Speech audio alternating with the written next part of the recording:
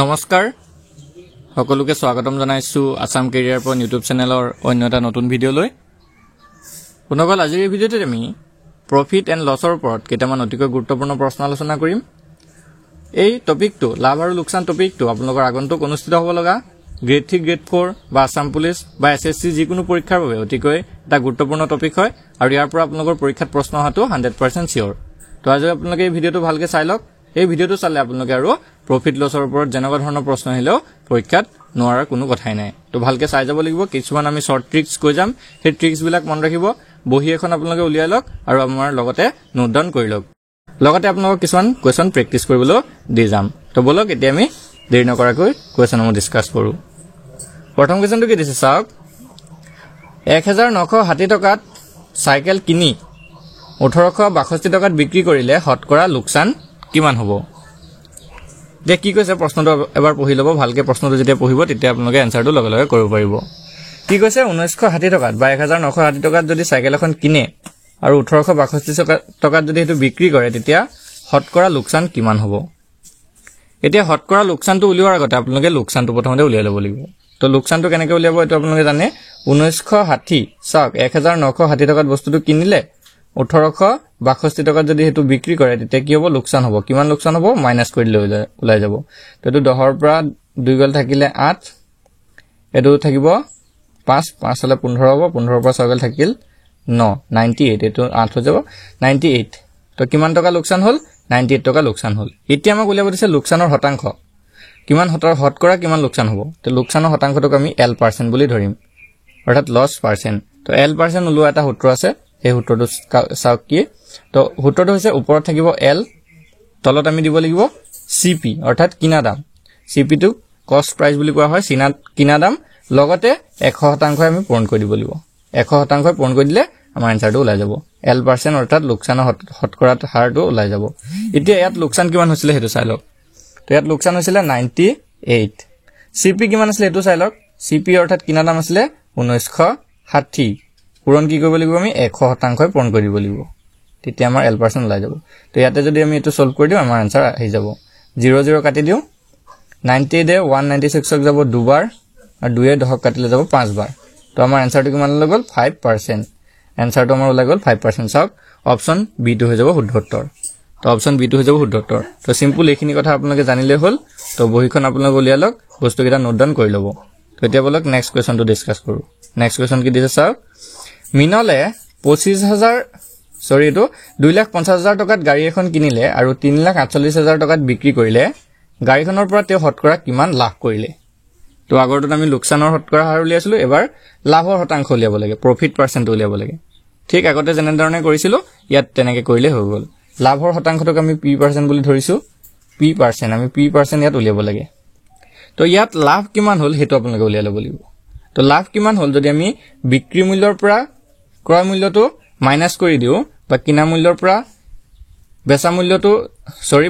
পৰা কিনা মূল্যটো যদি আমি বিয়োগ কৰি দিও তেতিয়া আমাৰ লাভ কিমান হ'ল ওলাই যাব তো ইয়াত লাভ কিমান হ'ল চাই লওঁ 3,48,000 টকাত বস্তুটো বিক্ৰী কৰিলে আৰু কিনিছিলে কিমান 2,50,000 টকাত তো লাভ কিমান হ'ল আমি উলিয়াই লওঁ 0,008 আৰু 34 পৰা 5 না যায় 14 পৰা 5 গল থাকিল 9 98,000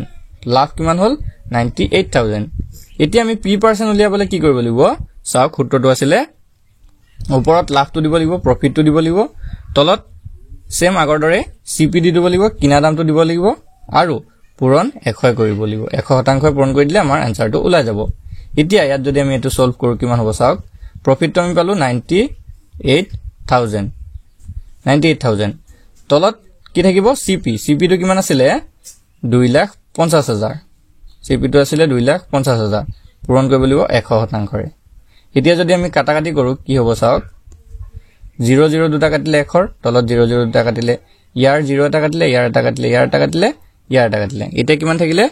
980 ডিভাইডেড বাই 25 ওপৰত থাকিলে 980 তলত থাকিলে 25 980 বাই 25 এতিয়া আৰু অলপ কাটি দিও আমি 5 এৰে যদি কাটো 5ক 25ক যাব 5 বাৰ আৰু 980 ক যদি 5 এৰে কাটো কিমান বাৰ যাব চাওক 9 * 5 * 5 এফালে থাকি গল 4 48 5 9 গুণ 45 6 গুণ 5 6 গুণ 30 196/5 196/5 আমাৰ ওলাইছে এতিয়া চাওক ইয়াক যদি আমি হৰণ কৰো তো 196 ক যদি আমি 5 এৰে হৰণ কৰো কিমান হ'ব চাওক 5 এৰে যদি কাটো 5 3 গুণ 15 আমি হিলে 4 46 5 9 গুণ 45 এক নামি হিলে ইয়াত যদি দশমিক দিও আমি 0 হ'ব 5 দুগুণ 10 5 দুগুণ 10 39.2 কোনটো অপচন আছে চাওক অপচন বি টু হৈ যাব শুদ্ধ উত্তৰ 39.2% তো তেও গাড়ীখনৰ পৰা কিমান টকা লাভ পালে কিমান শতাংশ লাভ পালে 39.2% লাভ পালে তো আশা কৰিছো এতিয়া আপোনালোকে এনেকুৱা ধৰণৰ প্ৰশ্ন আহিলে পাৰিব তো বলক এতিয়া আমি নেক্সট কোৱেশ্চনটো চাওঁ নেক্সট বেলেগ এটা আমাৰ ফৰ্মুলা লাগিব ইয়াত কি দিছে চাওক এটা বস্তু 210 টকাত বিক্ৰী কৰিলে 40% লাভ হয় তেন্তে বস্তুটোৰ কিনা দাম কিমান বস্তুটোৰ কিনা দাম কিমান হ'ব 210 টকাত যদি বিক্ৰী কৰে তো বিক্ৰী মূল্যটো আমাক ইয়াত দিয়া আছে এটো এসপি দিয়া আছে ইয়াত এসপি টো কিমান হ'ব 210 তো এসপি আমাক কিমান দিয়া আছে 210 অৰ্থাৎ সেল প্ৰাইসটো দিয়া আছে লাভৰ শতাংশটো আমাক দিয়া আছে পি পাৰ্চেন্ট আমাক ইয়াত দিয়া আছে কিমান 40% লাভৰ শতাংশ তেন্তে বস্তুটোৰ কিনা দাম কিমান হ'ব এটা যেতিয়া আপোনালোকে কিনা দাম উলিয়াবলৈ যাব তেতিয়া আপোনালোকে আৰু এটা সূত্ৰ মনত ৰাখিব লাগিব তো কিনা দাম উলিওৱা সূত্ৰটো হৈছে 100 divided by 100 plus p আৰু ইনটু কৰিব লাগিব আপোনালোকে sp তো এটো যেতিয়া সূত্ৰ ইউজ কৰিব তেতিয়া আপোনালোকৰ কিনা দামটো ওলাই যাব এতিয়া ইয়াত p টো হৈছে যিমান শতাংশ লাভ হৈছিল সেই লাভটো তো ইয়াতে আমি যদি এইকিটা বস্তু বহুৱাই দিও তেতিয়া আমাৰ আনসাৰটো ওলাই যাব ওপৰত 100 থাকিব তলত 100 plus 40 হ'ব আৰু ইনটু কিমান হ'বগে ইনটু হৈ যাব 210 এতিয়া ইয়াত যদি আমি কৰো 100 হ'ব তলত 140 পূৰণ 210 এটা 0 কাটি দিও 14 আৰু 21 ক 7 ৰে হৰণ যাব 21 ক যাব 3 বাৰ আৰু 14 ক যাব 2 বাৰ 2 এ 1 ক যদি কাটি দিও 50 বাৰ যাব এতিয়া 50 আৰু 3 থাকি গল আমাৰ তো 50 আৰু 3 যদি পূৰণ কৰো কিমান হ'ব 150 অপচন কোনটো শুদ্ধ হ'ব চাওক অপচন বি টো হৈ যাব শুদ্ধ উত্তৰ তো যদি আমাক এনেকুৱা কিনা দাম উলিয়াব দিয়ে তেতিয়া আপোনালোকে সূত্ৰটো মনত ৰাখিব সূত্ৰটো হৈছে এনেকুৱা 100 থাকিব ওপৰত তলত 100 প্লাস কি লাভৰ শতাংশ পি থাকিব পি পাৰ্চেন্টটো দিব লাগিব ইনটু কি কৰিব ইনটু এসপি কৰিব এসপি মানে হৈছে বিক্ৰী মূল্য সেল প্ৰাইস তো এই সূত্ৰটো যদি আপোনালোকে মনত ৰাখিব পাৰে এই সূত্ৰটো নোট ডাউন কৰি লব তেতিয়া আপোনালোকে কিনা দাম উলিয়াব পাৰিব সিপি উলিয়াব পাৰিব তো এটো হৈছে সিপি উলিওৱা সূত্ৰ তো বলক এতিয়া আমি নেক্সট কোৱেশ্চনটো আগবঢ়ো অনুকল ইয়াতে আপোনালোকে এটা ইম্পৰ্টেন্ট কথা জনাই থওঁ যদি আপোনালোকে ম্যাথছ ৰিজনিং জিকে কাৰেন্ট এফেয়াৰ্স প্ৰিভিয়াস ইয়াৰ কোৱেশ্চনছ ইংলিশ গ্ৰামাৰ এই সকলো বিলাক সাবজেক্ট থকা পিডিএফ লব বিচাৰে তেনেহলে কেৱল মাত্ৰ 79 টকা পে কৰি পিনে আমাৰ পৰা এই সকলো বিলাক সাবজেক্ট থকা পিডিএফ বোৰ পাই যাব তো যদি কাৰোবাৰ এই পিডিএফ বোৰ প্ৰয়োজন হয় তেনেহলে আপোনালোকৰ স্ক্ৰিনত থকা নাম্বাৰটোত WhatsApp কৰি আমাৰ পৰা এই পিডিএফ সমূহ আপোনালোকে লাভ কৰিব পাৰিব তো যদি কাৰোবাৰ প্ৰয়োজন হয় তেনেহলে আপোনালোকে স্ক্ৰিনত থকা নাম্বাৰটোত WhatsApp কৰি 79 টকা পে কৰিব আৰু পে কৰাৰ পিছত আপোনালোকক আমি পিডিএফ সমূহ সেন্ড কৰি দিম এতিয়া আমি নেক্সট কোৱেশ্চনটো চাওঁ হওক নেক্সট কোৱেশ্চনটো কি দিছে চাওক আদিত্যই 8580 টকাত এজনী গৰু বিক্ৰী কৰি 4% লাভ কৰিছিল হি কিমান টকাত এই গৰুজনী কিনিলে তো ইয়াত সিপি উলিয়াব দিছে আগৰ প্ৰশ্নটো যদি আপোনালোকে বুজি পাইছে এই প্ৰশ্নটো কৰিব পাৰিব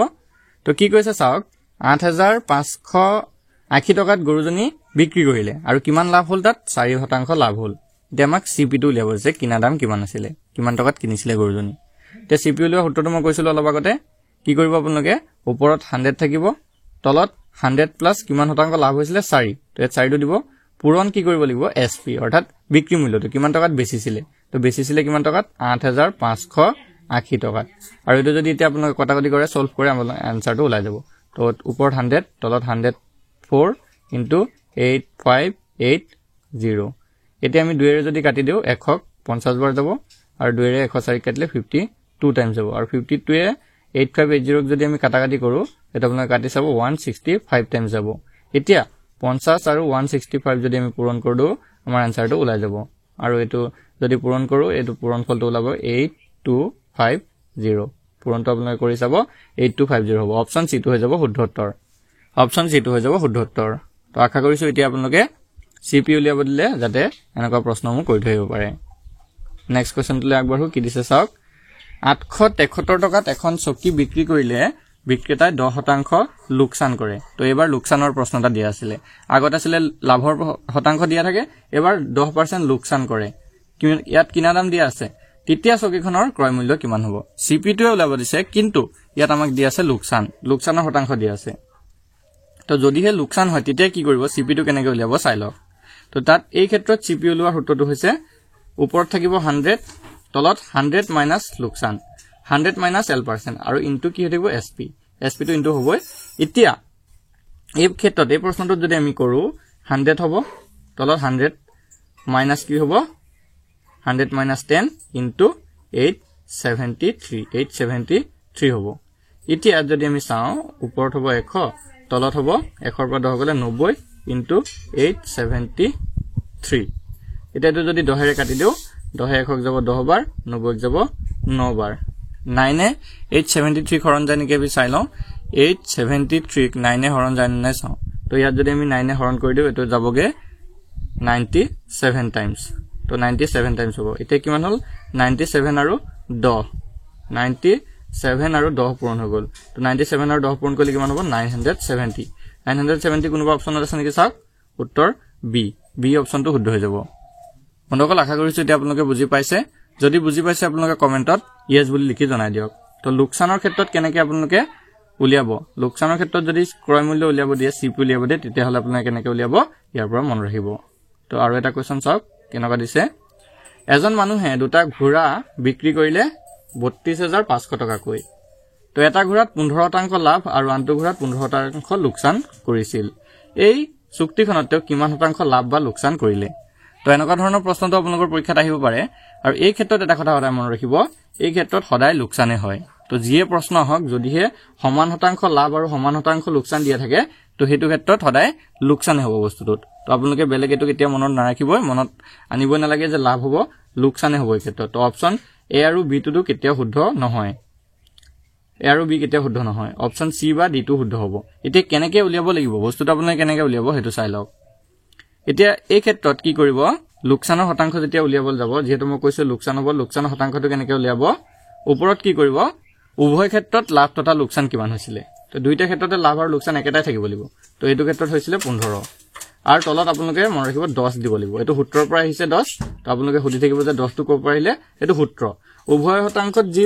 লাভ বা লোকচান হৈছিল হেতু ওপৰত লিখি লব তো 15% লাভ হৈছিল তলত 10 টো সূত্ৰৰ পৰা আহিলে আৰু এটোৰ কি কৰিব লাগিব বৰ্গ কৰি দিব তো এটোৰ বৰ্গ কৰি দিলে আপোনালোকে আনসাৰটো পাই যাব তো 15 বৰ্গ কৰিলে হ'বগে 225 আৰু 10 বৰ্গ কৰিলে হ'বগে 100 তো এটো যদি 100 225 হৰণ কৰো তে কিমান 2.25 অপচন কোনটো শুদ্ধ হ'ব অপচন ডি টো হৈ যাব শুদ্ধ উত্তৰ 2.25% লোকচান হ'ব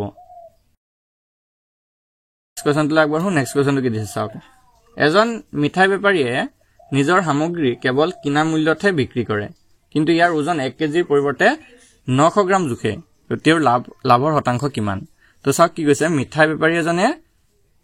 নিজৰ সামগ্ৰী কেৱল কিনা মূল্যতহে বিক্ৰী কৰে অৰ্থাৎ তেওঁ যিমান টকাত কিনে মিঠাই সিমান টকাতে বিক্ৰী কৰে কিন্তু তেওঁ এটা কাম কৰে তেওঁ 1 কেজিৰ পৰিৱৰ্তে 1 কেজিৰ হলনি 900 গ্ৰাম হে জুখে তো যত 1 কেজি দিব লাগে তাত তেওঁ 900 গ্ৰাম দিয়ে যত তেওঁ 2 কেজি দিব লাগে তাত কিমান দিব 1800 গ্ৰাম দিব তো এনেকুৱা ধৰণৰ কাম তেওঁ কৰে তো তেওঁ কৈছে যে লাভৰ শতাংশ কিমান হ'ব যেহেতু তেওঁৰ লাভ হ'বই আমি দেখিছো 1 কেজিৰ পৰিৱৰ্তে 900 গ্ৰাম দিয়ে 1000 গ্ৰামৰ হলনি তেওঁ 900 গ্ৰাম যদি দিয়ে তেওঁ 100 গ্ৰাম এটা লাভ হৈছে এতিয়া লাভৰ শতাংশটো কেনেকৈ উলিয়াব লাগিব হেতু চাই লওক তো ইয়াত এই ক্ষেত্ৰত লাভৰ শতাংশ উলিয়াবলৈ এটা সূত্ৰ মনত ৰাখিব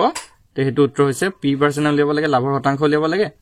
তো ওপৰত আপোনালোকে ক্ৰুটিটো লিখি ল'ব ক্ৰুটি মানে কিমান কম দিছে 1000 গ্ৰাম আছিল 1 কেজি মানে কিমান 1000 গ্ৰাম আৰু 1000 গ্ৰামৰ হলনি কিমান দিছে 900 গ্ৰাম তো কিমান কম দিছে 100 গ্ৰাম কম দিছে আৰু কি কৰিব তলত থাকিব হসা যেটো ভ্যালু 1 কেজিৰ যেটো ভ্যালু হেতু হৈছে 1000 মাইনাস কিমান কমকে কিমান দিছে 900 1000 মাইনাস 900 হ'ব সৰি এটো 900 নহয় 1000 মাইনাস ক্ৰুটি মানে 100 হ'ব তো এতিয়া এটো যদি আৰু লগতে কি থাকিব 100% এটা পূৰণ কৰিব লাগিব 100% পূৰণ কৰি দিব তো আমাৰ ইয়াৰ ভ্যালুটো ওলাই যাবগে তো এতিয়া ওপৰত থাকিব 100 তলত 1000 পৰা 100 গলে হ'বগে 900 আৰু ইনটু হৈ যাব 100 তো 00 কাটা যাব দুটা 00 কাটা গল 100/9 100/9% তেওঁৰ কি হ'ব লাভ হ'ব এতিয়া সক কোনটো অপচন আছে অপচন সি টো শুদ্ধ উত্তৰ হৈ যাব অপচন সি টো হৈ যাব শুদ্ধ উত্তৰ তো তো বন্ধুসকল আশা কৰিছোঁ এতিয়া আপোনালোকে এনেকুৱা প্ৰফিট এণ্ড লছৰ যিকোনো ধৰণৰ প্ৰশ্ন আহিলে আপোনালোকে পৰীক্ষাত কৰি থৈ আহিব পাৰিব যদি আজিৰ ভিডিঅ'টো আপোনালোকৰ বাবে ইনফৰ্মেটিভ হয় ভিডিঅ'টো এটা লাইক কৰি দিব আৰু নিজৰ বন্ধু বান্ধৱীৰ সৈতে শ্বেয়াৰ কৰি দিব ধন্যবাদ